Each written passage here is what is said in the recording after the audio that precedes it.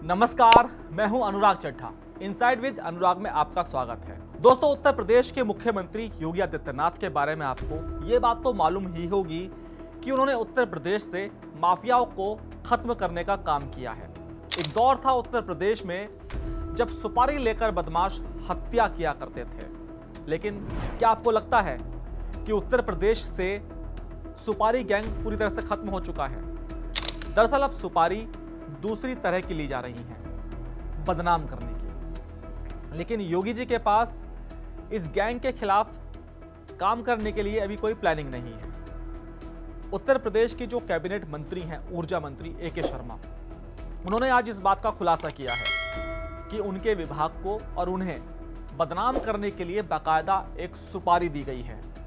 लेकिन वो इस बात को अभी तक नहीं जानते कि आखिर सुपारी किसने दी है। आज उन्होंने बहुत बड़ा बयान दिया। अब समझ में नहीं आ रहा है कि आखिर कौन है जो ए.के. शर्मा को बदनाम करना चाहता है। एक कैबिनेट मंत्री के खिलाफ इतनी बड़ी साजिश हो रही है और किसी को नहीं पता। कुछ दिन पहले आपने ए.के. शर्मा का एक वीडियो देखा होगा जिसमें वो अपने बड़े प्रशासनिक अधिकारियों को एक तरह से गरमाते नजर आ रहे हैं। उनका कहना है कि भाई बिजली विभाग के कर्मचारी ऐसे काम कर रहे हैं जैसे बनिए की दुकान पर काम होता है। ये कोई बनिए की दुकान नहीं है। उसके बाद वैश्य समुदाय उनसे नाराज हो गया कि भाई बनियों के लिए आपने क्या कह दिया। दोस्तों, आज इसी खबर पर मैं विश्लेषण करूंगा और उम्मीद करूंगा कि अगर आपको ये विश्लेषण पसंद आएगा तो आप कमेंट बॉक्स में जरूर कुछ ना कुछ लिखेंगे और मेरे चैनल को सब्सक्राइब भी करेंगे। प्रदेश की जनता गर्मी में तप रही है और रिपोर्ट में लिखा जा रहा है कि ऑल इज वेल। एक आदमी के बिल न भरने पर पूरे गांव की बिजली गुल कर दी जाती है। आखिर उत्तर प्रदेश में बिजली की आपूर्ति योगी सरकार और ऊर्जा मंत्री को बदनाम करने की साजिश क्या है, यह मामला कुछ और है। क्यों बोलना पड़ा ऊर्जा मंत्री को? अपने ऊपर आई तो राष्ट्रपति भवन तक भी कोई नहीं बचा पाएगा। तो हुआ ये कि बुधवार को ऊर्जा मंत्री ए.के. शर्मा ने पावर कॉर्पोरेशन के चेयरमैन से लेकर छोटे बड़े तमाम अफसरों की क्लास लगा दी। प्रदेश में बिजली की डिमांड 28,000 मेगावाट के पार है, उसमें भी जनता बेहाल है। लेकिन मंत्री के सामने जब अफसरों ने ऑल इज वेल वाली फाइल रखी तो वो भड़क गए। उन्होंने चेयरमैन आशीष गोयल की तरफ देखकर कहा, आशीष, मैं तुम्हें भी कह रहा हूं कि ये कोई प्राइवेट दुकान नहीं चला रहे हैं हम। पैसा नहीं तो बिजली नहीं, यह पब्लिक सर्विस है। मंत्री यही नहीं रुके, उन्होंने कहा कि आप लोग आंख कान बंद किए बैठे हैं, जनता के सामने जाइए तब मालूम पड़ेगा। मैं खुद जिलों का दौरा करके आया हूं। ये कौन सा न्याय है कि जो बिल भरते हैं उनका ट्रांसफार्मर हफ्तों में भी नहीं बदला जाता? क्या आप लोगों ने सरकार को बदनाम करने की सुपारी ले रखी है? पुलिस से भी ज्यादा खराब काम है आप लोगों का। जो झूठी रिपोर्ट नीचे से आती है वहीं ऊपर तक बताते हो।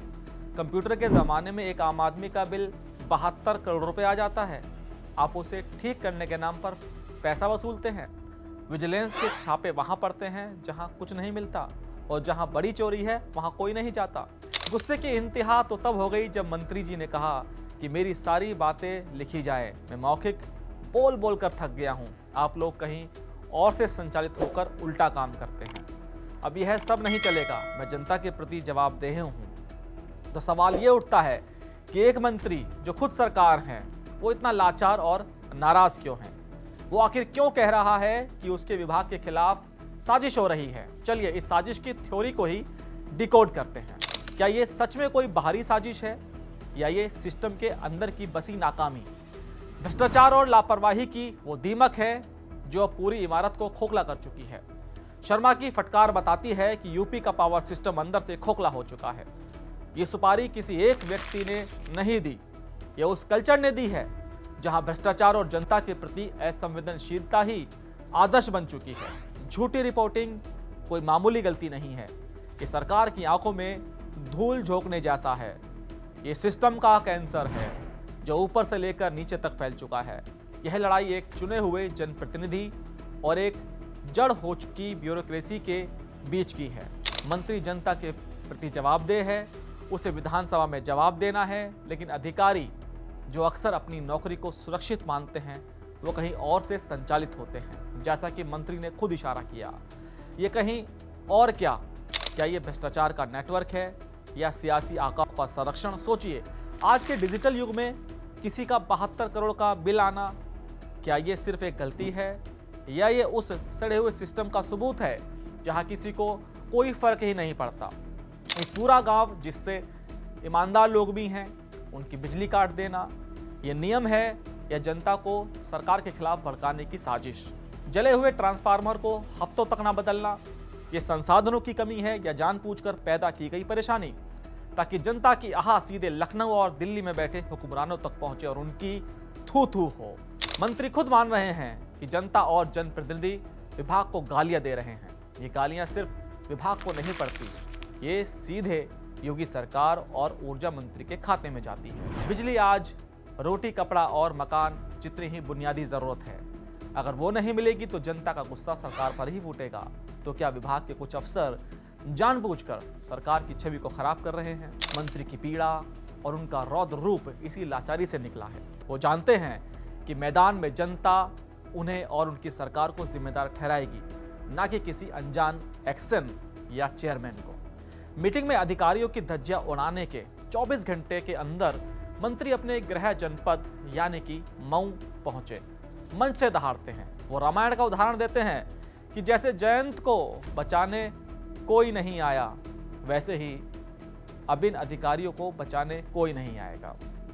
चाहे राष्ट्रपति भवन तक भाग लें, वो कहते हैं कि 3 साल विनम्रता से आग्रह किया, लेकिन अब भय बिन होए ना प्रीति की नीति अपनाई जाएगी। यह एक साफ संकेत है कि मंत्री अब एक्शन के मूड में हैं। वो इस लड़ाई को जनता के बीच ले जा चुके हैं और जनता से ही अपनी आंख कान नाक बनने की अपील कर रहे हैं। ऊर्जा मंत्री ए.के. शर्मा ने तर्कश में अपना सबसे घातक तीर निकालकर चला दिया है। उन्होंने अपनी ही सरकार के एक सबसे महत्वपूर्ण विभाग को जनता के कटघरे में खड़ा कर दिया है और खुद को जनता के वकील के तौर पर पेश किया है। उन्होंने अधिकारियों को जो फटकार लगाई है वो सिर्फ शब्द नहीं है, वो प्रदेश की करोड़ों जनता की चीख है जो उमस और अंधेरे में हर दिन घुट रही है।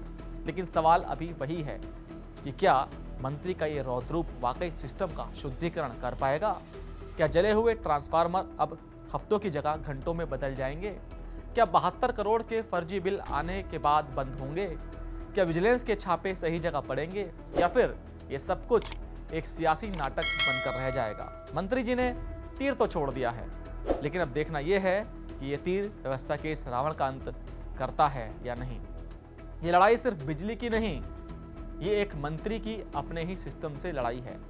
ये एक सरकार की अपनी ही छवि बचाने की लड़ाई है, क्योंकि जब मंत्री खुद कह रहे हैं कि उसे बदनाम करने की सुपारी दी गई है तो समझ लीजिए कि मामला बहुत संगीन है। तो दोस्तों, आज के लिए इतना ही। फिर आपसे मुलाकात होगी किसी दूसरी खबर के साथ। तब तक के लिए दीजिए मुझे इजाजत। नमस्कार।